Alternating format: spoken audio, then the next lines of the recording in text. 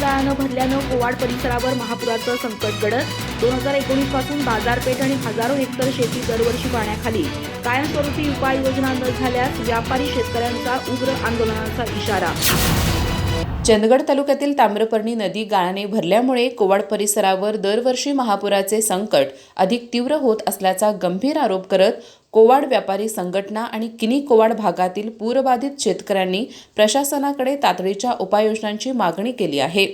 नदी गाळमुक्त करून संभाव्य महापुराचा धोका टाळावा, अन्यथा व्यापारी आणि शेतकरी उग्र आंदोलन छेडतील असा इशाराही निवेदनातून देण्यात आला आहे. ताम्रपर्णी नदी ही चंदगड तालुक्यातील जीवनदायिनी मानली जाते.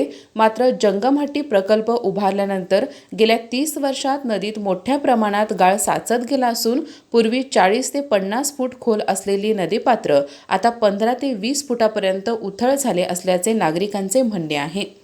त्यामुळे नदीची पाणी वहन क्षमता कमी झाली असून अतिवृष्टीच्या काळात पाणी थेट बाजारपेठ आणि शेतामध्ये घुसत असल्याची परिस्थिती निर्माण झाली आहे.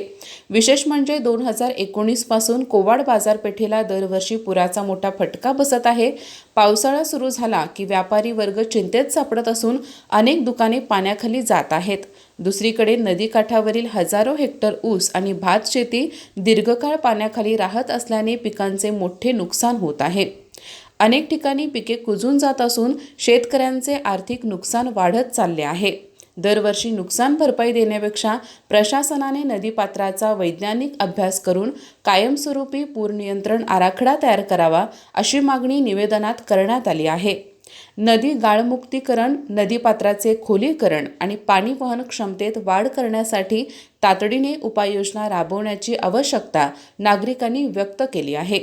2019 पासून विविध विभागातील अधिकाऱ्यांना वारंवार निवेदने देऊनही प्रशासनाकडून ठोस दखल घेतली जात नसल्याचा आरोप यावेळी करण्यात आला. पूरग्रस्त जनतेचा संयम आता सुटत चालला असून प्रशासनाने तातडीने कार्यवाही केली नाही तर व्यापारी आणि शेतकरी रस्त्यावर उतरून तीव्र आंदोलन करतील असा इशारा कोवाड व्यापारी संघटनेच्या पदाधिकाऱ्यांनी दिला आहे. अधिक माहिती आणि ताज्या घडामोडींसाठी आजच आमचे चॅनल सबस्क्राईब करा.